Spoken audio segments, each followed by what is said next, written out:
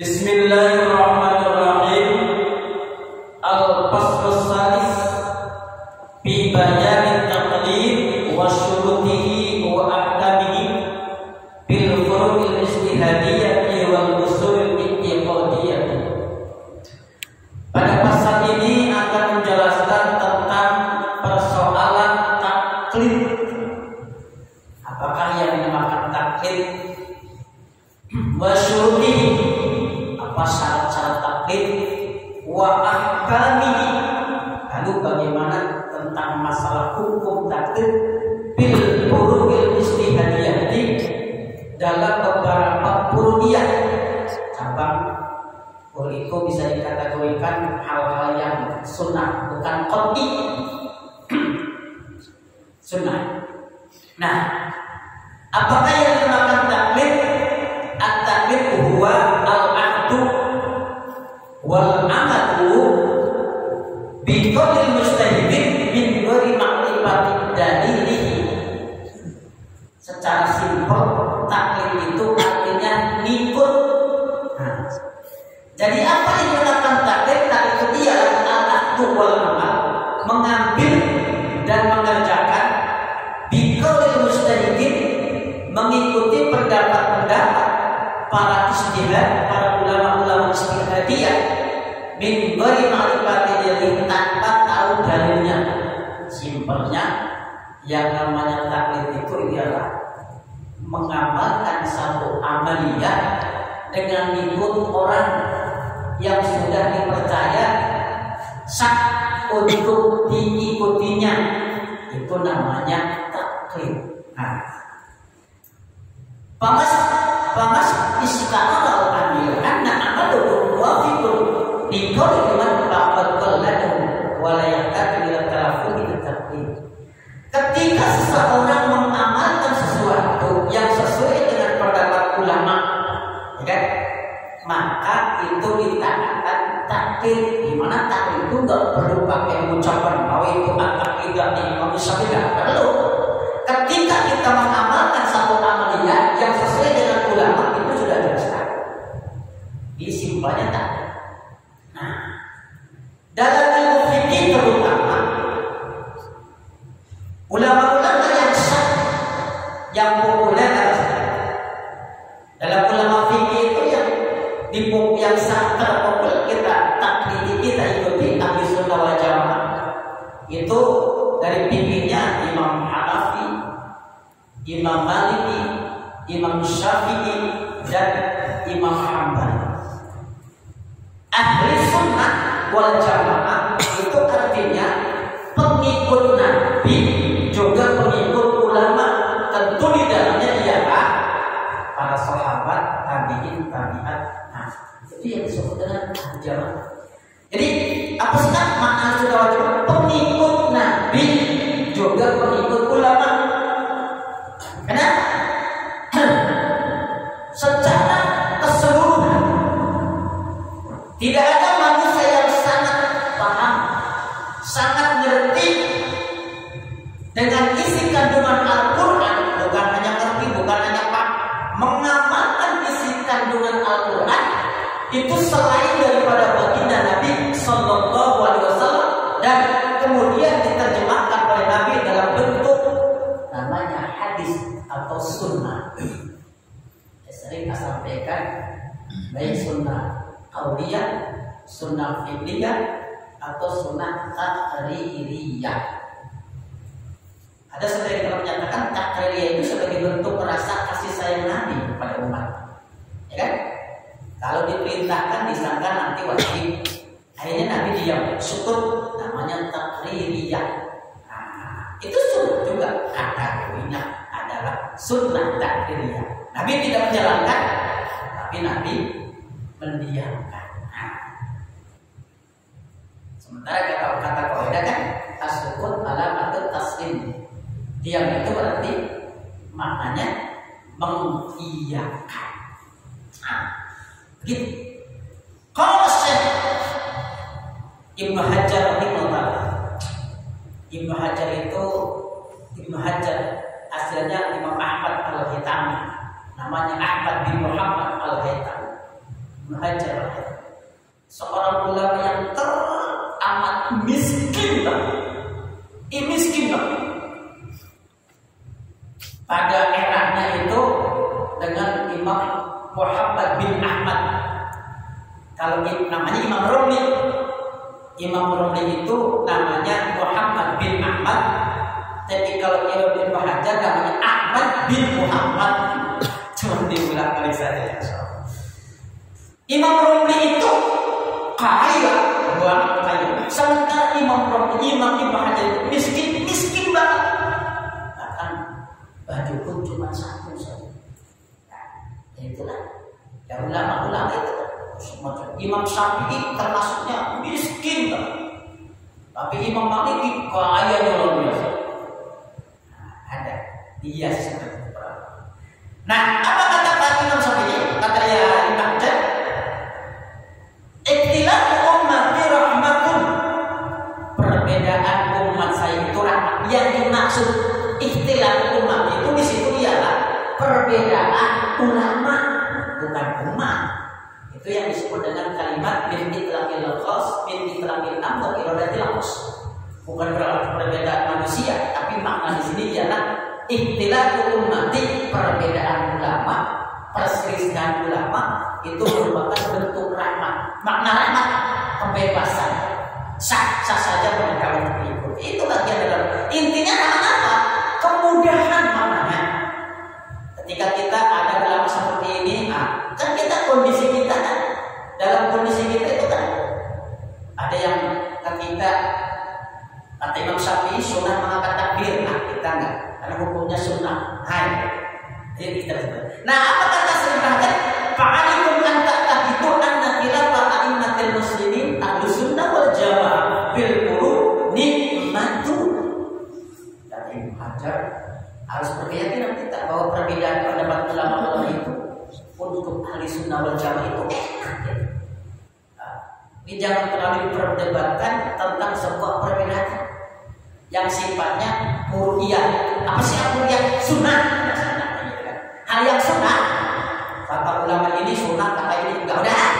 Yang penting kita ketika sunnah ikutin ulama itu. Ketika enggak, kita berarti dia mengikuti ulama itu. Kalau orang-orang yang paham. Nah, terus kata Ibnu Hajar, wa alaikum an tahdaru min at-ta'wil li madhhabi ahli bid'ah. Kita itu ahli sunnah wal jamaah ketika ada sebuah perbedaan yang sifatnya qur'iyah, yang sifatnya sunnah, jangan saling membenci. Kata Ibnu Hajar, biarin aja. Kita saling menghargai. Ya, kenapa? Karena semua itu dipelopori oleh para ulama, para imam-imam semua yang disahkan, di mana mereka sangat luar biasa, ibadahnya sangat luar biasa, saling sangat menghargai. Ya kan? Di sini awal Ibnu Hajar bin Mizan al-Asqalani banyak susunan ulama yang menjelaskan akhlak para ulama dulu. Karena tujuan mereka kan sebenarnya ibadah, bukan melihat sebuah pandangan berbeda. Wa qad naqala ulama sana'an al-ummah salas. Bahkan para ulama itu mereka itu saling menyanjung, saling memuji. Karena dalam diri mereka itu tidak sebatas ilmu dan amalia ilmu, akan tetapi mereka itu akhlaknya sangat luar biasa. Ini dijelaskan. Waqad naqala ulama sana'al masalah wa ta'addabi, berakhlaknya ma'mu dengan mereka, antara mereka. Lasiman Imamuna Asy-Syafi'i, terutama Imam Syafi'i, akhlaknya sangat luar biasa. Sehingga dijelaskan kata Imam Syafi'i begini, ini la atabaru bi Abi Hanifah. Saya mau ziarah, kata Imam Syafi'i, cari berkah dari Imam Hanafi. Ya, Imam Hanafi dengan Imam Syafi'i berbeda dalam dalam hal-hal yang sunnah. Sementara Imam Hanafi sangat luar biasa, Imamul Awwal bil Mujtahidin, imam pertama dalam mujtahid. Dan Imam Syafi'i sering cari berkah.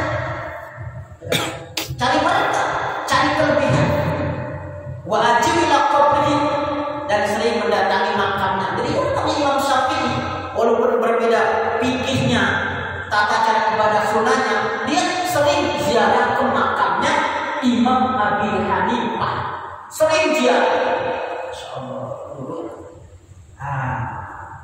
Di antara perbedaannya, kalau Imam Syafi'i berkunut, Imam Hanafi tidak kunut. Nah, tadi itu kan kuruhiyah, hal yang sunnah saja. Ini kita harus paham supaya kita tahu itu bukan hal-hal yang qat'i dalam Al-Quran. Nah, sering jarang kata Imam Syafi'i itu ke Imam Hanafi, karena memang beda. Imam Syafi'i itu sama Imam Hanafi jauh jaraknya.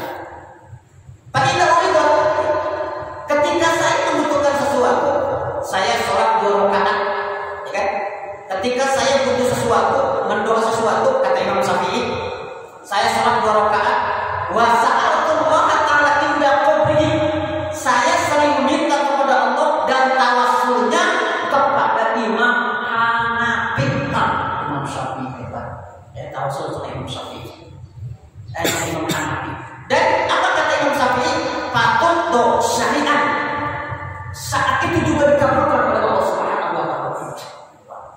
Akhlaknya orang mulia luar biasa.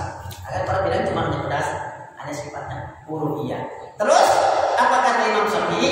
Wa tarkul qunuta fi subhi, dan saya enggak pernah qunut kalau salat subuh di kompleknya Imam Hanafi. Lama sholat indah qabrihi, ketika saya sholat di makamnya, di masjid, saya enggak pernah qunut. Kata Imam Syafi'i itu begitu. Pakilah guna.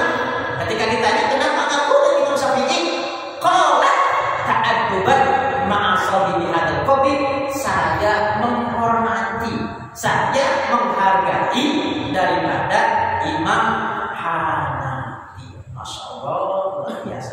Wa qila innahu lam yajhar bil basmalah, bahkan Imam Syafi'i kalau baca Fatihah sholat di makamnya Imam Hanafi, dia enggak mengeraskan baca Fatihah karena menghormati, sangat luar biasa. Nah, itulah. Jadi yang namanya istilahnya itu takbir itu, yang namanya apa tuh namanya, orang-orang dulu itu berakhlak itu kepada seorang ahli ibadah sangat luar biasa. Kenapa?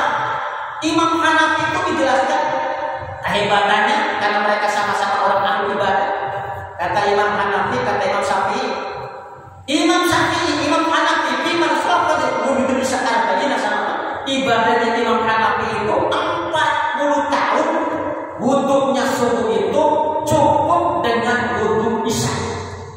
Imam Hanafi itu Masya Allah, jangankan tidur, boleh aja pinggangnya nggak pernah katanya nempel ke tanah. Ibadahnya sangat luar biasa. Wahajah khamsa wa khamsina hajjatan, berhajinya 55 kali. Luar biasa Imam Hanafi. Makanya artinya apa? Di antara perbedaan-perbedaan yang bisa terjadi di sekeliling kita itu harus saling menghormati, karena pucuknya itu apa? Mereka itu adalah orang-orang pilihan Allah semuanya. Maka Ahlussunnah wal Jamaah mengakui kekesahan. Ya kan? Ya, kalau kita kan di kita di Indonesia, Ahlussunnah wal Jamaah itu kan NU sama Muhammadiyah, itu semuanya madhabnya Syafi'i, itu semuanya madhabnya mereka kepada dari 4 madhab itu. Sebagian ada yang nggak kunut, berarti hidupnya Hanafi. Sebagian kunut ikut Syafi'i, dan semuanya dibenarkan oleh paham-paham Ahlussunnah wal Jamaah. Dan kita itu hukumnya wajib. Wajib apa? Wajib mengikuti mereka. Sehingga kata ulama dijelaskan, la budda min mubtadi bil al-mutlaq min al-iltizam taqid lil madhhab ayyin min madhahibil aimatil arba'ah. Wajib bagi kita itu ikut ibadah itu dari ijtihad, dari mujtahid mereka-mereka yang 4 yang sudah disahkan oleh para ulama-ulama ahli sunnah wal jamaah. Siapa di antaranya? Imam Hanafi, di mana beliau dilahirkan pada tahun 70 Hijriah dan meninggal pada tahun 150. Artinya usianya Imam Hanafi itu 70 tahun. Di mana ketika Imam Hanafi dalam kitab apa itu namanya I'anatul Talibin dijelaskan, ketika Imam Hanafi wafat, Imam Syafi'i baru lahir. Jadi artinya apa jauh banget antara Imam Hanafi dengan Imam Syafi'i, itu sangat jauh. Kemudian Imam Maliki itu lahir tahun 90, wafat tahun 179. Artinya apa? Bahwa Imam Hanafi dengan Imam Maliki itu satu leting, satu kelas lah istilahnya, sama-sama satu nih. Yang kemudian Imam Syafi'i lahir tahun 150. Kayak tadi sampaikan, Imam Syafi'i, Imam Hanafi, wafat Imam Syafi'i baru lahir. Jadi Imam Syafi'i itu nggak sempat berguru kepada Imam Hanafi, tapi sempat berguru kepada Imam Maliki. Artinya bahwa Imam Syafi'i itu adalah merupakan bagian daripada muridnya Imam Maliki. Wa mata sanatan, kemudian Imam Syafi'i wafat pada tahun 204. Itu Imam Syafi'i. Wa ulida Imam Ahmad sanatan. Kemudian Imam Hanafi, Imam Ahmad itu, Imam Hambali itu lahir tahun 164 dalam kitab Qawaidul Maqiyah. Tapi dalam kitab yang lain ada katanya 161. Ada yang bilang salah. Artinya apa? Artinya bahwa Imam Hambali adalah muridnya Imam Syafi'i, Imam Syafi'i adalah muridnya Imam Maliki. Di mana ketiga-tiganya itu guru dengan murid. Sementara Imam Hanafi itu lebih mendalam. Nah, kita sebagai orang-orang Ahlussunnah wal Jamaah itu hukumnya wajib. Artinya apa?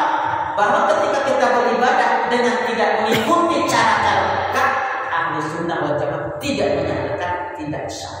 Wala yajibu al-istidlal bil ayat wal hadis.